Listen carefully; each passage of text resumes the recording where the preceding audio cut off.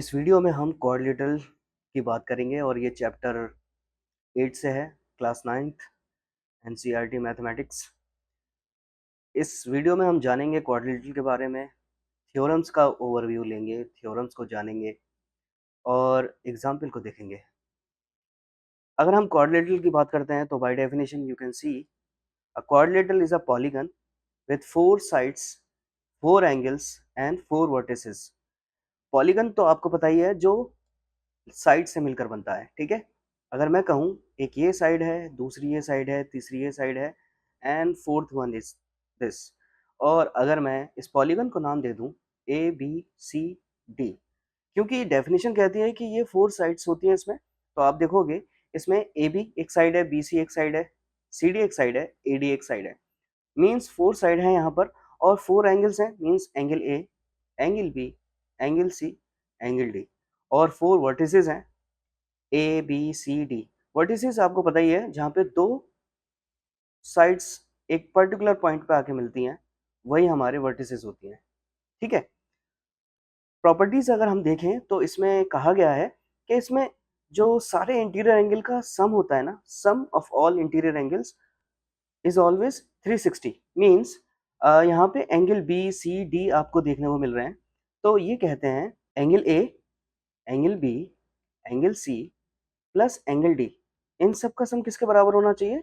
360 के बराबर होना चाहिए, ठीक है। और दूसरा ये कहते हैं कि quadrilateral can be regular. Regular वो पॉलीगन्स होते हैं, वो क्वाड्रिलेटरल होते हैं जिसमें इक्वल साइड्स और इक्वल एंगल देखने को मिलेंगे। इरेगुलर वो होते हैं जिसमें इसका ऑपोजिट हो गया, मीन्स ना ही आपको इक्वल साइड देखने को मिलेगी, ना ही इक्वल एंगल। अगर मैं कहता हूँ कि ये मैंने एक पॉलीगन बना रखा है, ठीक है, जिसमें ये 3 सेंटीमीटर है, ये 4 सेंटीमीटर है, ये 5 है, ये 6 है, इसमें कोई भी साइड इक्वल नहीं है, मीन्स ये इरेगुलर में आएगा, ठीक है। तो टाइप्स ऑफ क्वाड्रिलेटरल की बात करते हैं। टाइप्स ऑफ क्वाड्रिलेटरल में हमारा स्क्वायर है, ठीक है। अगर मैं आपको स्क्वायर बना दूं यहाँ पर आपके लिए, ठीक है, देन हम देखेंगे कि ये एक स्क्वायर है, ठीक है, ओके। तो इस स्क्वायर को मैंने नाम दे दिया ए बी सी डी। तो प्रॉपर्टीज बहुत ज़रूरी है, बहुत इंपॉर्टेंट है, क्योंकि प्रॉपर्टीज के बिना हम कोई भी सवाल या थ्योरम हम समझ नहीं पाएंगे, ठीक है। तो स्क्वायर क्या है? स्क्वायर में पहली प्रॉपर्टी है कि इसमें सारी साइड इक्वल होती हैं, मीन्स यहाँ पे अगर ए बी एक साइड है, बी सी है, सी डी है, इसमें सारी साइड आपको इक्वल देखने को मिलेंगी स्क्वायर में। और सारे एंगल क्या होते हैं? 90 डिग्री के होते हैं, means angle A, angle B, angle C and angle D, ये सब के सब इक्वल होंगे और सभी कितने बराबर होंगे? 90 डिग्री के बराबर होंगे। और 90 डिग्री मीन्स राइट एंगल, ठीक है।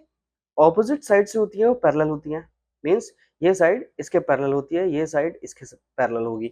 पैरेलल का मतलब ये होते हैं, पैरेलल लाइंस वो लाइंस होती हैं जो आपको लाइंस एंड एंगल्स में भी देखने को मिला कि विच नेवर इंटरसेक्ट। ये अगर हम चाहे इस डायरेक्शन में एक्सटेंड करें या इस डायरेक्शन में एक्सटेंड करें, तो ये आगे जाके कहीं पे भी इंटरसेक्ट नहीं करेंगे एक दूसरे को।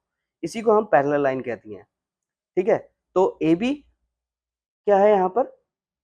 पैरेलल है डी सी के, इसी तरह से बी सी पैरेलल है ए डी के, ओके।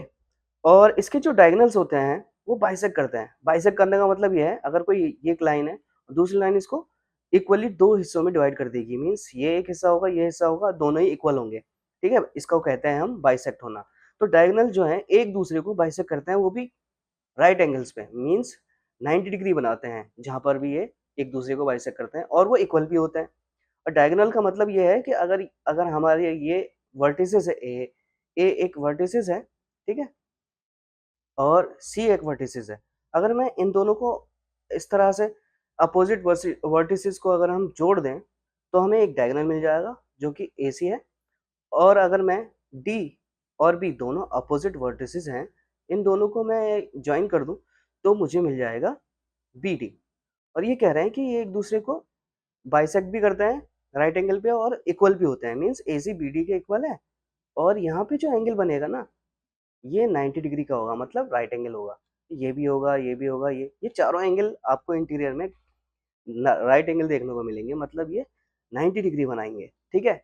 और एक दूसरे को बाइसेक्ट भी कर रहे हैं। बाइसेक्ट मान लीजिए मैं कहता हूँ, माफी चाहूंगा लाइन मेरी सीधी नहीं है, ठीक है, तो ये एक दूसरे को ओ पे बाइसेक्ट करते हैं, ठीक है, ओ पे बाइसेक्ट करते हैं, इंटरसेक्ट करते हैं, सॉरी।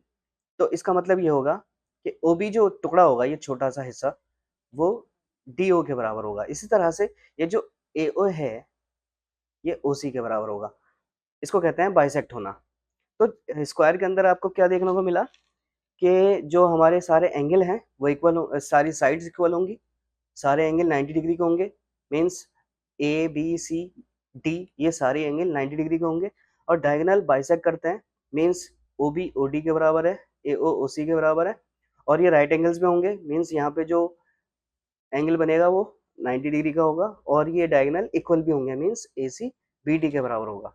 तो ये 4 प्रॉपर्टीज आपको जहन में रखनी है, ठीक है, क्योंकि यही आगे जाके इस्तेमाल होंगी। आगे हम बढ़े तो हमारे पास है रेक्टेंगल। रेक्टेंगल की खासियत क्या है कि अपोजिट साइड्स इक्वल भी होती हैं और पैरेलल भी होती हैं। मीन्स अगर मेरे पास ये साइड है ए बी तो वो इसके डी सी के पैरेलल है और आगे ये कह रहे हैं कि ये इक्वल भी है, ठीक है, ये खासियत है इसकी।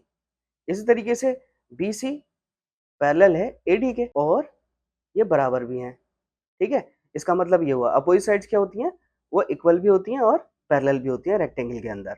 और सारे एंगल यहाँ पे क्या देखने को मिलेंगे, जैसे स्क्वायर में हमने देखा ये 90 डिग्री के होंगे। डायगोनल क्या होते हैं, इक्वल होते हैं और बाइसेक्ट करते हैं, ठीक है।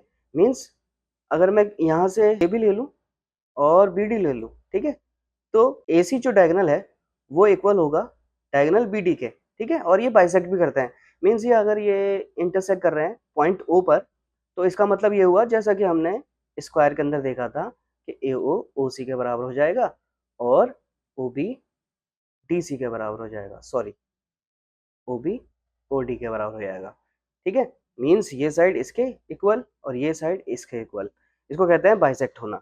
मगर आप एक चीज ये देखोगे कि स्क्वायर के अंदर हमारे पास जो ये यहाँ पे एंगल बन रहा था वो 90 डिग्री का था, मगर इस रेक्टेंगल में ऐसा नहीं होता है, ठीक है, ये बात आपको याद रखनी है। अब हम चलते हैं रोम्बस की तरफ। रोम्बस स्क्वायर जैसा ही दिखता है जिसमें सारी साइड इक्वल होती हैं स्क्वायर की तरह, अपोजिट एंगल इक्वल होते हैं स्क्वायर की तरह और डायगोनल जो होते हैं वो बाइसेक्ट करते हैं। मीन्स अगर ये डायगोनल है और ये डायगोनल है, ठीक है, तो ये एक दूसरे को इंटरसेक्ट कर रहे हैं ओ पर, तो बाइसेक्ट भी कर रहे हैं, मतलब जो पी ओ है वो ओ क्यू के बराबर होगा। इसी तरह से एस ओ बराबर होगा ओ क्यू के, ठीक है। ये बाइसेक्ट करने के साथ साथ क्या कर रहे हैं, एंगल कितने का बना रहे हैं, 90 डिग्री का, जैसा कि स्क्वायर में बन रहा था। मतलब यहाँ पे एंगल जो होगा 90 डिग्री का होगा जहाँ पे ये इंटरसेक्ट करते हैं। मगर इसमें आप ये देखोगे कि ये जो डायगोनल पी क्यू है, डायगोनल हमारा ये जो पी आर है ये, ठीक है, ये स्क्वायर की तरह बराबर नहीं है एस क्यू के, ठीक है, मगर स्क्वायर में हमें बराबर देखने को मिला। तो यहाँ पे डायगोनल इक्वल नहीं होते हैं, ठीक है। अगर हम पैरेललोग्राम की बात करते हैं तो पैरेललोग्राम की ये फिगर है, ठीक है, इसको मैंने नाम दिया है ए बी सी डी। तो इसमें क्या देखने को मिलेगा, अपोजिट साइड्स क्या होती हैं, इक्वल होती हैं और पैरेलल भी होती हैं, जैसे रेक्टेंगल में देखने को मिला।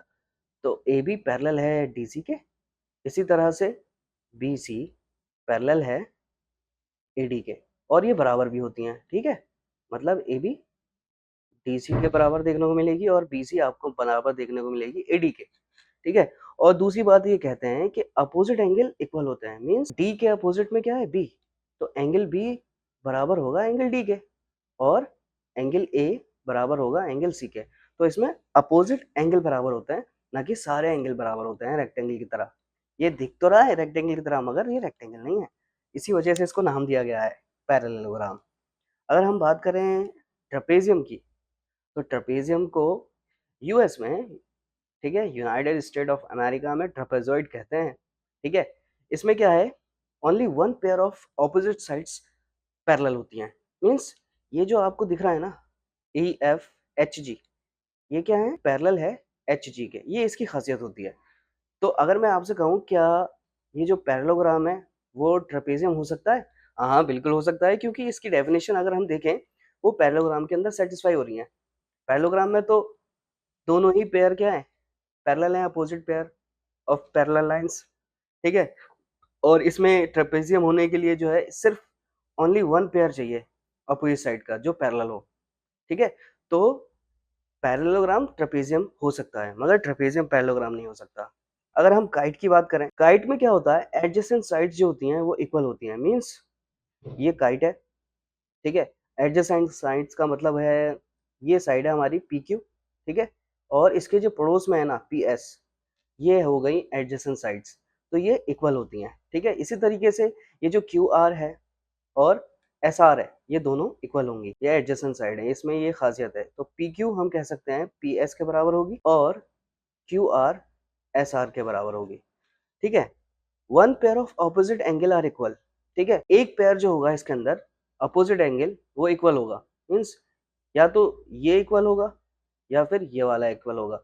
मोस्ट ऑफ द केसेस में आप देखने को मिलेगा कि सिर्फ हमारे पास ये जो एंगल होते हैं ये वाले, ये इक्वल होते हैं, ठीक है।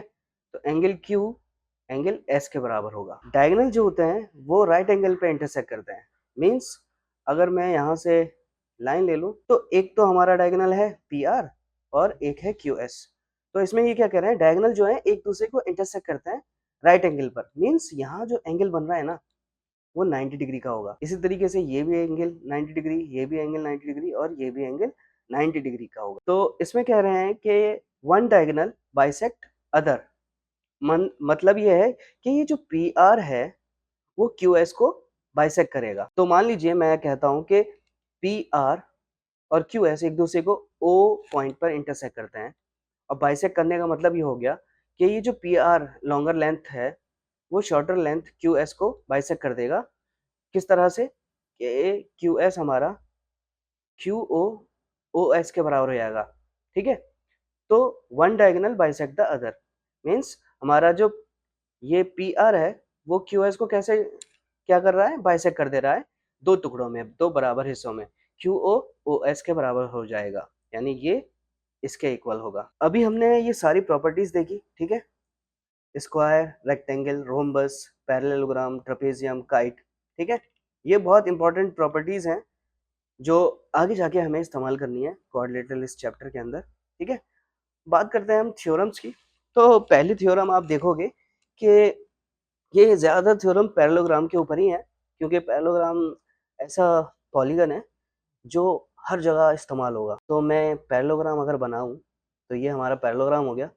थ्योरम 8.1 कहती है कि diagonal of a parallelogram divides it, यानी उसको डिवाइड कर देता है दो कॉन्ग्रुएंट ट्राइंगल्स में, ठीक है। तो इसमें आप देखोगे ये जो बी डी है ना एक डायगोनल है, ठीक है, और ये कह रहे हैं कि पैरेललोग्राम का जो डायगोनल होता है वो उसको दो कॉन्ग्रुएंट ट्राइंगल में डिवाइड कर देता है। मीन्स यहाँ पर आपको दो ट्राइंगल देखने को मिल रहे हैं, एक ट्राइंगल ये हो गया, इसको नाम दे देते हैं ए बी डी, और दूसरा ट्राइंगल हो गया बी सी डी, ठीक है। तो ये क्या हो जाएंगे, कॉन्ग्रुएंट हो जाएंगे। तो ये जो हमारा डायगोनल बी डी है वो दो ट्राइंगल में, दो कॉन्ग्रुएंट ट्राइंगल में क्या कर रहा है, डिवाइड कर रहा है। इसका मतलब ये हुआ कि ट्राइंगल कॉन्ग्रुएंट होने का मतलब क्या है, इनकी करस्पॉन्डिंग साइड्स जो होगी, means A B D C के बराबर होगी, ए डी बी सी के बराबर होगी, और बी डी जो कॉमन है ऑलरेडी वो बराबर ही होगा, ठीक है। और करस्पॉन्डिंग एंगल भी बराबर होंगे, means angle A angle B के बराबर होगा, ठीक है। इस तरीके से ये एंगल जो होगा ये इस एंगल के बराबर होगा, जिसको आप ए बी डी और बी डी सी दोनों बराबर हो जाएंगे। और ये जो एंगल है ए डी बी, ये वाला एंगल वो इस एंगल के बराबर हो जाएगा। तो इसको कहते हैं हम कॉन्ग्रुएंट ट्राइंगल्स, ठीक है, जो हमने ऑलरेडी ट्राइंगल चैप्टर में इसको देखा है, ठीक है। और नहीं देखा है तो आप उस चैप्टर को देख सकते हो उसकी प्लेलिस्ट में जाकर, ठीक है, ऑलरेडी मैंने इस चैनल पे डाला हुआ है। थ्योरम 8.2 को अगर हम देखें तो पैरेललोग्राम में क्या होता है, ऑपोजिट साइड्स इक्वल होते हैं, ठीक है। अगर मैं इस पैरेललोग्राम में देखूँ ना तो ए बी डी सी के बराबर है, ठीक है। इसी तरीके से इसमें आप बी सी को ए डी के बराबर देखोगे, तो ये थ्योरम इसी चीज़ को कहती है। अगर हम आगे बढ़ें थोड़ा सा तो थ्योरम 8.3 में कहते हैं कि each pair of opposite sides of a quadrilateral is equal. अगर मान लीजिए किसी क्वाड्रिलेटरल के अंदर हर एक पेयर ऑपोजिट साइड्स का इक्वल हो जाए तो उसको हम पैरेललोग्राम कहेंगे, ठीक है। तो मान लीजिए ये क्वाड्रिलेटरल है, चार साइड से मिलकर बना है, ये है हमारा ए बी सी डी, इसको नाम दे दिया।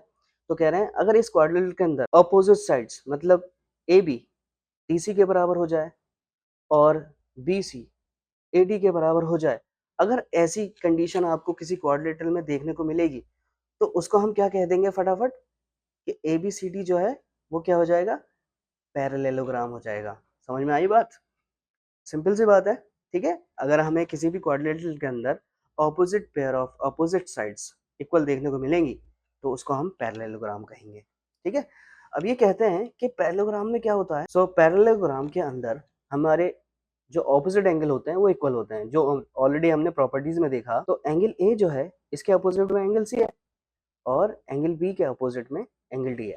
तो एक तरह से ये थ्योरम जो है हमारी प्रॉपर्टीज को डिफाइन कर रहे हैं। 8.5 क्या है, if in a quadrilateral each pair of opposite angle is equal.